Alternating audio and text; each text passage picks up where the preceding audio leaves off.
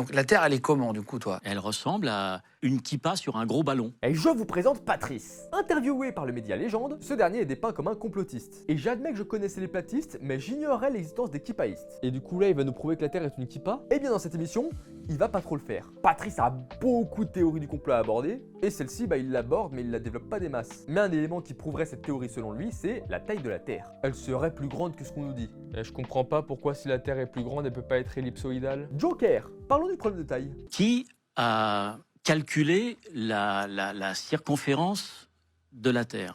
Plein de gens en fait. La mesure actuelle, on la tient de plusieurs chercheurs internationaux. Ératosthène.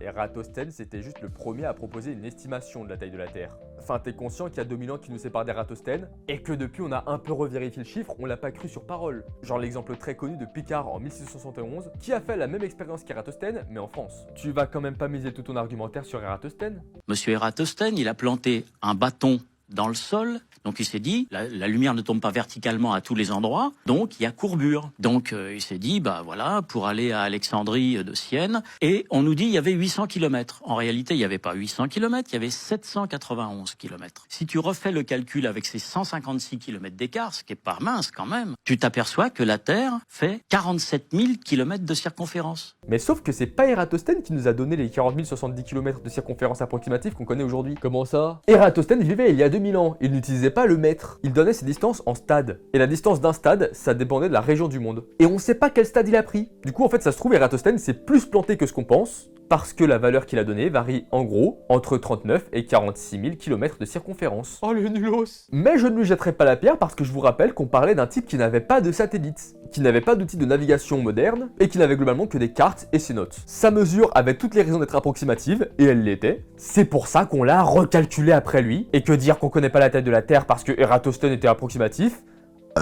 c'est de la merde.